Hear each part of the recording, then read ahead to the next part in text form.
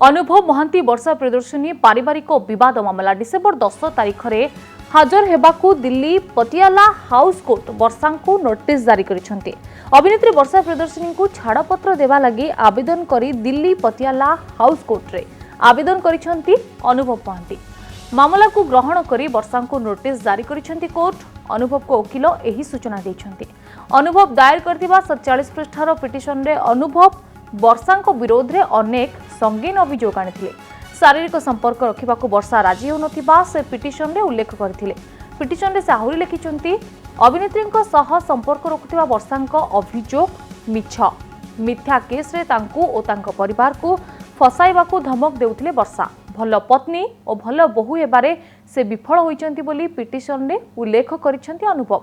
सेपटे वर्षा मध्य भरण पोषण पाई कटक एसडीएम कोर्ट को द्वारस्थ होइचंती। विवाद परे अनुभव को घरे वर्षा को सुरक्षा जोगाई देबाकू जने पुलिस कर्मचारी भी नियोजित होइचंती। जीवन प्रति विपद थिबा दर्शाई सुरक्षा मागिथिले वर्षा। एने पुरीघाट थाना रे तांको वकिलंको पक्षरु आवेदन करा जायथिला। वर्षा को खाइबा को देबा समय रे अनुभव को दुई सहयोगी वर्षा अनिच्छा सत्वे मोबाइल रे वीडियो शूट करथिले। एहाकु नै पुलिस रा सहायता लोडिथिले वर्षा।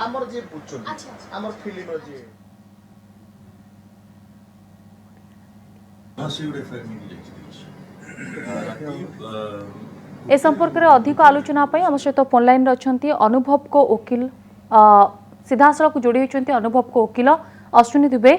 अश्विनी जी, आपको कनक न्यूज में स्वागत। जिस तरह अनुभव पर वर्षा के केस आप लड़ रहे हैं, अभी आप क्या बोलेंगे इस सिचुएशन को लेके? सिचुएशन 7 वर्षों से तो अनुभव मोहंती जी झेलते रहे।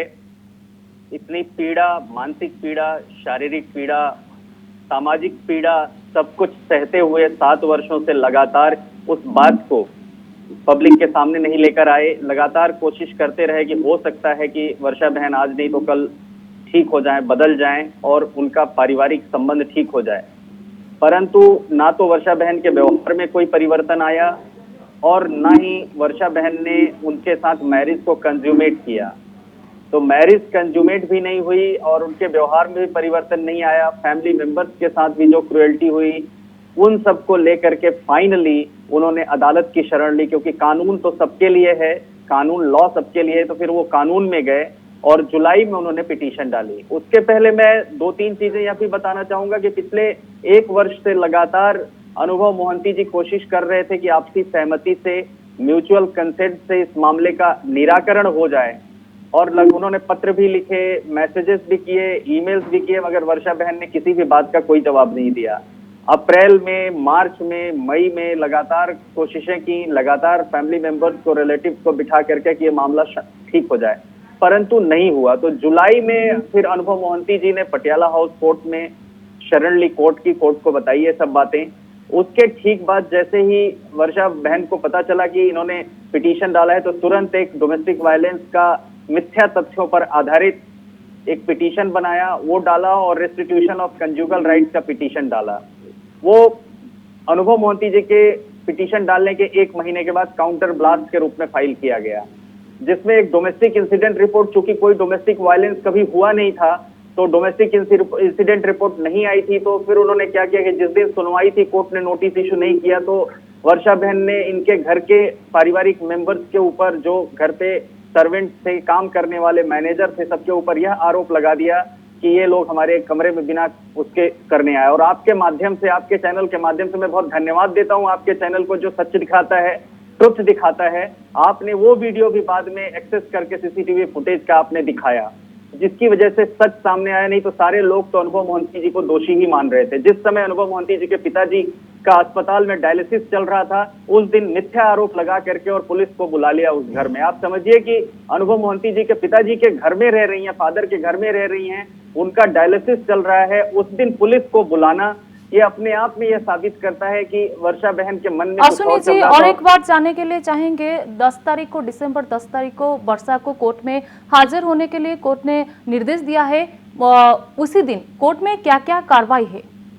उस दिन वर्षा बहन को दाखिल आना है कोर्ट में उनको अपना रिप्लाई फाइल करना है और अपनी बात कहनी कि क्यों ना जो अनुभव मोहंती जी की पिटीशन है, उस पिटीशन पे डाइवोर्स दे दिया जाए, उस बात को लेकर के उनको अपना रिप्लाई देना है। 10 दिसंबर को वर्षा बहन को यहाँ कोर्ट में हाजिर होना है और अभी कोर्ट ने अनुभव मोहंती जी के पिटीशन को एडमिट कर लिया है और उस पिटीशन पे नोटिस कर दिया है।